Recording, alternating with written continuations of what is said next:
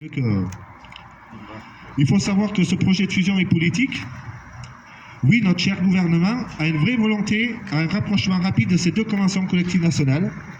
Le Premier ministre en personne, M. Castex, a adressé une lettre de mission aux chambres patronales concernées, FEAP 51 et NEXEM 66, dans le but d'accélérer le processus vers une convention collective unique sur tout le champ du secteur sanitaire, social et médico-social non lucratif. C'est une honte. Honte à ce gouvernement qui, depuis le début, ne fait que mépriser le personnel soignant, du sanitaire, du médico-social et du social. Toutes les promesses des ministres de la Santé, des premiers ministres et de Macron, rien n'a été tenu. Une prime Ségur 1 qui est budgétisée aujourd'hui à 75% et qui reste, le reste est à la charge des établissements, il faut bien le savoir. La plupart des établissements aujourd'hui n'ont pas la dotation pour payer le Ségur 1. Une prime grand âge au rabais, versée un an et demi après la fonction publique hospitalière, avec une somme quasiment divisée par deux pour les établissements comme les nôtres. Nous devions avoir 118 € bruts et nous avons eu 70 € bruts. Donc vous faites la différence. Idem pour le Ségur 2. Dans un courrier du 10 juillet 2020, M. Véran, ministre de la Santé, s'est engagé sur la transposition dans les grilles de classification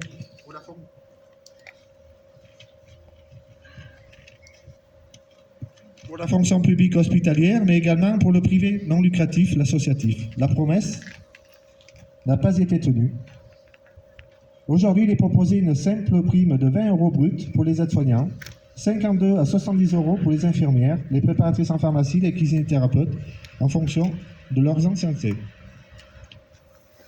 Nous constatons et déplorons qu'aucune promesse n'a été tenue. Tout cela démontre que nous ne pouvons pas leur faire confiance. Il faut bien savoir qu'aujourd'hui, quand on nous dit oui, mais bon, il ne faut pas non plus, j'entends dire, il ne faut pas tout dramatiser, on vous dénonce votre convention collective, mais bon, peut-être que vous allez quand même, on va garder des choses, même les salariés me disent, bon, voilà, non, il ne faut pas se leurrer. Aujourd'hui, on n'est plus dans une politique, on est dans une politique d'austérité depuis des années, donc ils n'ont pas l'intention, s'ils fusionnent, c'est pour faire des économies, c'est notre dos. Et nous rappelons également que le point d'indice est quasi gelé depuis décembre 2010. En 11 ans, on a eu 1% d'augmentation. Il faut bien le préciser. Il faut bien que les gens sachent ce qu'aujourd'hui, l'augmentation qu'on a eue. En 11 ans. Donc ça, c'est pareil, c'est honteux. On ne peut pas dire, on dit les soignants, le personnel hospitalier, on n'en trouve plus. Eh bien oui, mais il faudrait peut-être le payer. Il faudrait faire, comme peut-être dans l'hôtellerie, la restauration. Il faudrait peut-être qu'ils se bougent, qu'ils arrêtent de faire des promesses. Donc demain, vendredi, se tiendra la conférence des métiers du secteur social et médico-social annoncée par le Premier ministre fin décembre 2021.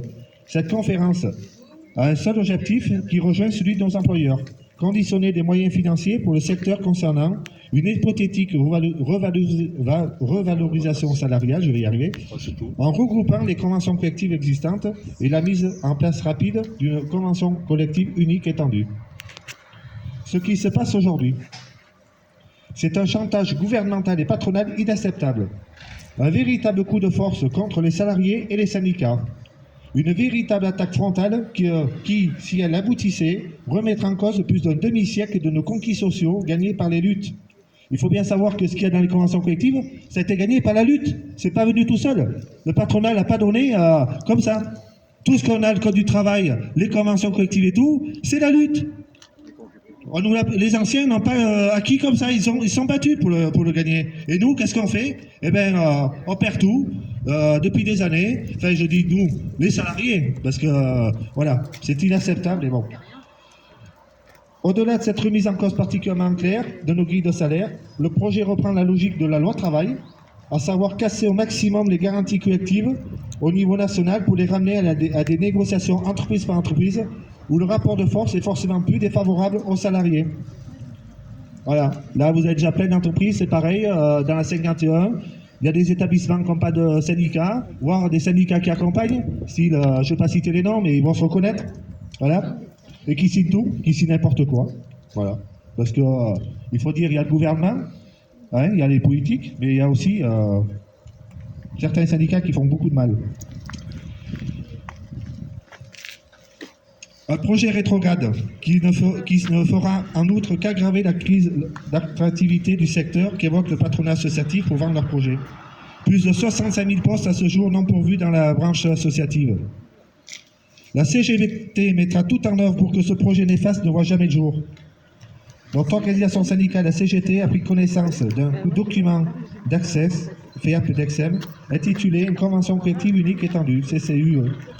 Un outil indispensable au service d'attractivité du secteur et de sa structuration. Donc ça, c'est la base de la future convention collective unique.